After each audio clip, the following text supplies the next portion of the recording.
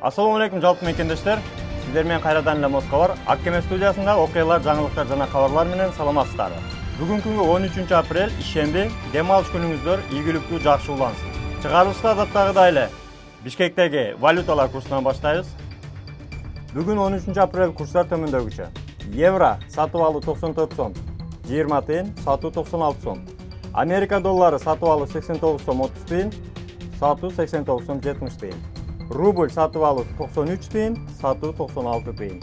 Казак теңгеси сатып алуу 18 тыйын, сатуу 20,5 тыйын. Москвадагы полиция кызматкерлери мыйзамсыз иштери үчүн жоопко тартылсын деп билдирди кыргыз тарап. Бул видеону көп адам көрсүн десеңиз, лайктан басыңыз, туугандар арасында таркатып коюңуз. Маалыматты толугу менен сиздерге жеткиребиз. 2024 жылдын 12 апрелинде Кыргыз Республикасынын Тышкы иштер министрлигинин консулдук департаментинде Россия Федерациясынын элчилигинин кеңешчи консулу Буревой менен жолугушуу болуп өттү. Жолугушуунун жүрүшүндө Кыргыз тарабы Россия Федерациясынын ички органдарынын кызматкерлеринин, Кыргыз Республикасынын Россия Федерациясындагы элчилигинин кеңешчисинин үй бүлө мүчөлөрүнө карата дипломатиялык мамилелер жөнүндө 1961 жылдагы Вена конвенциясынын жоболорун одоно бузган аракеттерине өзүнүн тынчсыздануусун билдирди. Ошондой эле Кыргыз Республикасынын дипломатиялык өкүлчүлүгүнүн аккредитацияланган кызматкерлерине карата Россия Федерациясынын укук коргоо органдарынын кызматкерлери тарабынан мындай аракеттер кабыл алынгыс болуп, кылдаттык териштирүүнү жана күнөөлөрдү кыска мөөнөттө жоопко тартууну талап кылаары белгиленди. Өз кезегинде Россия Федерациясынын элчилигинин консулу Буревой бул факты боюнча өкүнүчүн билдирип, Россия Федерациясынын Тышкы иштер министрлиги Кыргыз тарабынан нотасын алынгандыгын тастыктады. Анын негизинде учурда тиешелүү текшерүү жүрүп, жыйынтыгы боюнча Кыргыз тарапка маалымдаларын билдирди. Эсиңиздерге сала кетсек, 8 апрель күнү Нижегородская көчөсүндө жашаган Манас Мамытбековичтин үй бүлөсүнө одоно орой мамиле кылган полиция кызматкерлери жөнүндө Telegram каналда жарыяланган. Тактап айтсак, ошол Telegram каналда жазылган боюнча маалымат айта кетсек, Манас Мамытбековичтин жашаган квартирасына полиция кызматкерлери эшикти бузуп кирип, орой мамиле жасап, кыйкырып, аялына жана балдарына күч колдонгондугу жөнүндө айтылган. Бул маселени сөзсүз түрдө орус тарап текшерүү иштерине, иликтөө иштеринен кийин жалпы маалымат берет деген ишеничтебиз. Жана ошондой эле бул окуяны Тышкы иштер министрлиги, ошондой эле консулдук бөлүм өзү көзөмөлгө алат деген ойдобуз. Айтылбай турган сөз эле айтылып кетти өзү эле дегендей туугандар, бул өзүңүздөр көрүп тургандай, эгерде консулдук бөлүмдүн дипломатиялык адамдарга ушундай орой мамилеси болбогондо, бул нерсе өзү Москвада күндө эле болуп турган нерсе. Айрыкча биздин мигранттарга мындай квартирасын текшерип, бастырып кирип, эшиктерди бузуп, орой одоно күч колдонуп, мигранттарга кысым көрсөткөн учурлар аз эмес. Негизи эле сиздерге Москва бар YouTube каналында бир нече күн мурда маалымат бергенбиз.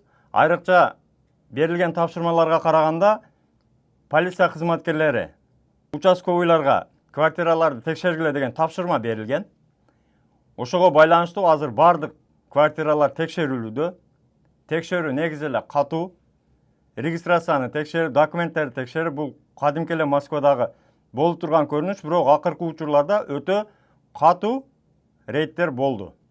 Ошого байланыштуу сиздерге колдон келген жардамды берип жатабыз. Москва деген Telegram группасында бири-бирибизге жардам беребиз, маалыматтар берилип турат. Адамдар ошол башынан өткөндөр өзүнүн практикасы боюнча сиздерге жардам берет.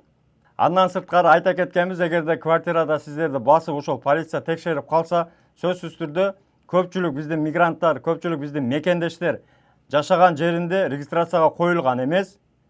Ошол коюлган регистрацияңыздарды сөзсүз жаттап алыңыздар, адресини жок дегенде Яндекс картадан көрүп алыңыздар деп сиздерге эскертүү бергенбиз.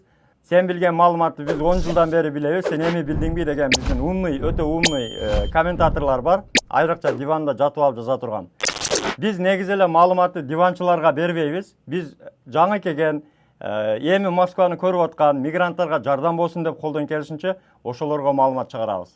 Ал эми диванный эксперттерге только комментарийге бирден лайк коюп коебуз. Сиздер деле бизге бир лайк коюп койсоңуздар жакшы болот. Деги эле ошол колуңуздагы регистрациянын адресин жаттап алыңыздар туугандар. Анан эгерде ошентип квартирада кокус келип, басып, тутуп, кармап, текшерип калган болсо, мейманчылап келдим деген сөздөрдү айтсаңыздар болот. Анан дагы бир эскерте кетчү нерсе, өтө важный, өтө маанилүү эскерте кетчү нерсе, биздикилер протокол жазганда бардыгына кол коюп берет. Мен тааныштым, мен өзүм ушинтип айттым. Анан ал жерде өзгөчө бир жери бар. Орусчаны мен суудай билемин деген. Ошол жерге да кол коюп коет. Мага переводчик керек эмес деп. Мен орусчаны билемин, суудай билемин, бардык жогуна мен өзүм макулдук бердим деп кол коет.